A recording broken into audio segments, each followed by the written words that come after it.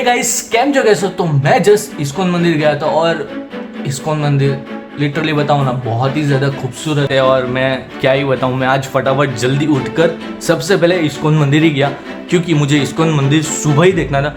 Already मैं कल रात को गया था इस्कॉन मंदिर के नज़दीक से, क्योंकि प्रेम मंदिर और इस्कॉन मंदिर नज़दीक में ही है। तो प्रेम मंदिर जाना ऑब्वियसली रात को ही जा सकते हैं क्योंकि रात को बहुत ही सुंदर लगता है, वहाँ की लाइटिंग और शो भी चलता है तो वो बहुत ही सुंदर लगता है। इसीलिए मैंने पहले प्रेम मंदिर गया था और कल रात को ही मैंने सोच लिया था कि कल सुबह फटाफट जाकर मैं सबसे पहले इस्कॉन मंदिर जाऊँगा, क्योंकि इस्कॉन मंदिर में अभी गया ना, सच बताऊँ ना बहुत ही अच्छा है और वहाँ की वाइब बहुत ही डिफरेंट। और मैं क्या ही बताऊँ, मतलब वहाँ की जो फॉरेनर्स हैं वो मतलब इतनी ज़्यादा भक्ति करते हैं कि मतलब वो जो कीर्तन गाते हैं तो हमें अंदर से लगता है कि हमें भी नाचना है। मतलब मैं वहाँ पे देख रहा था सबको कीर्तन करते हुए तो मेरे पैर ऑलरेडी नाचने लग गए थे। तो मैं क्या ही बताऊँ, बहुत ही अलग सी वाइब है वहाँ पर। एंड वहाँ पे ज़्यादातर फॉरेनर्स हैं, हमसे ज़्यादा फॉरेनर्स रहते हैं वहाँ पे। मैंने एक चीज़ भी देखी कि फॉरेनर्स मतलब यहाँ इंडियन कल्चर को इतना ज़्यादा अपने अंदर, मतलब वो बोलते हैं ना दिल से लगाओ, दिल से एकदम, मतलब हमारे रिलीजन में, हमारे हिंदुइज्म में वो चीज़ है ना कि हम अगर भक्ति करें तो वो अपने दिल में बस जाती। तो ये चीज़ फॉरेनर्स में, तो फॉरेनर्स यहाँ की कल्चर को मतलब हिंदुइज्म को इतना ज़्यादा एक्सेप्ट कर लिया कि वो लोग यहाँ पर ही शादी किया है। वो चीज़ देख के तो मुझे ना घुसबम्स आते हैं। मैं ऐसे कुछ चीज़ें दिखता हूँ ना जो काफ़ी इमोशनली अटैच होती है लोगों के साथ। पर मुझे अभी जाना है जतीपुरा, तो जतीपुरा यहाँ से 40 किलोमीटर दूर है। मतलब मुझे जल्दी जाना पड़ेगा क्योंकि मेरे पास टाइम भी कम है। अब हमें जाना है बरसाना के लिए।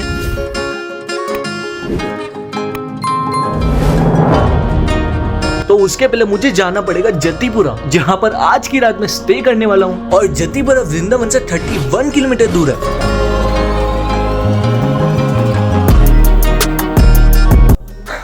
सो फाइनली जतीपुरा पहुंच गया हूँ एंड मुझे 400 में रूम मिला है। तो मतलब रूम बहुत ही अच्छा है। वैसे जो पहले दिन मैं रहा था उससे तो बहुत ही अच्छा है।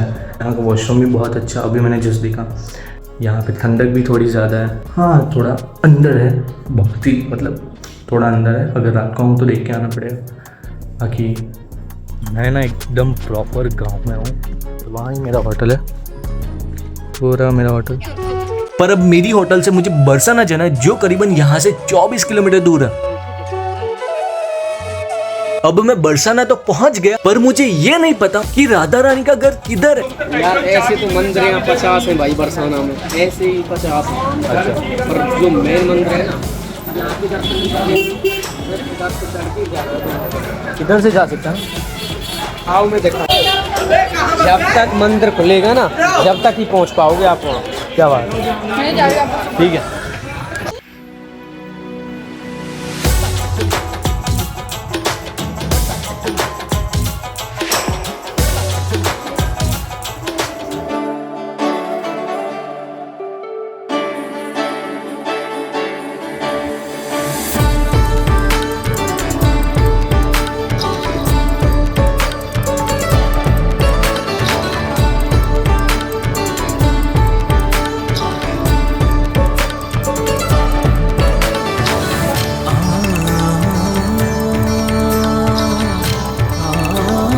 तो मैं फाइनली राधा रानी के घर आ पहुंचा हूँ। यहाँ पर मेरे ख्याल से मुझे बरसाना की होली में आना चाहिए। बरसाना की होली आप सभी जानते हो कितनी ज़्यादा अच्छी होती है।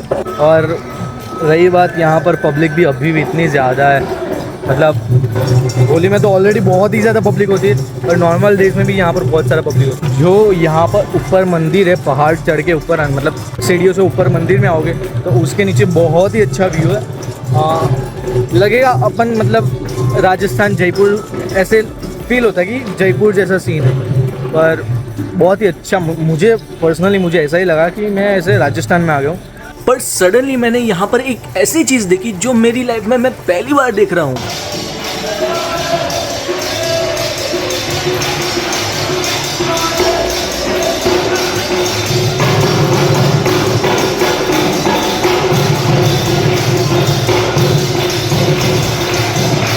मतलब ये इतना सुंदर है कि लोग अपनी धुन में राधा रानी को याद कर रहे हैं। यहाँ पर सब लोग बहुत ही ज्यादा खुश हैं और बस एक चीज का वेट कर रहे हैं कि कब राधा रानी का दरवाजा खुलेगा, क्योंकि अभी तक मंदिर खुला ही नहीं। पर अचानक मंदिर के आगे की साइड आग लग गई और ये किसी को भी नहीं पता कि आग कैसे लगी।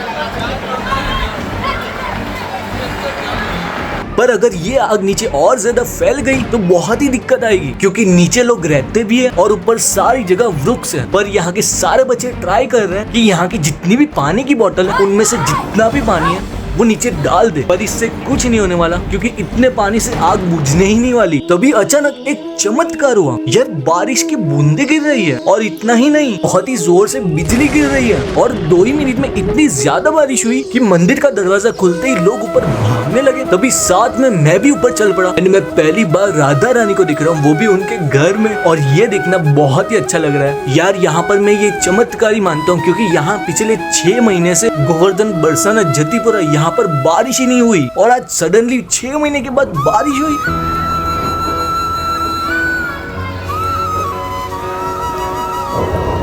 बारिश जैसा कोई सीन ही नहीं था, मतलब ऊपर से मतलब क्लाउडी वेदर था ही नहीं, मतलब सूरज देवता भी इधर इधर, बादल कहाँ से आ गए और बारिश कहाँ से हो गई कुछ पता नहीं चला। और अभी मैं एक ऐसी जगह पे फंस गया हूँ कि बारिश बहुत ज़्यादा और मुझे उस साइड जाना है।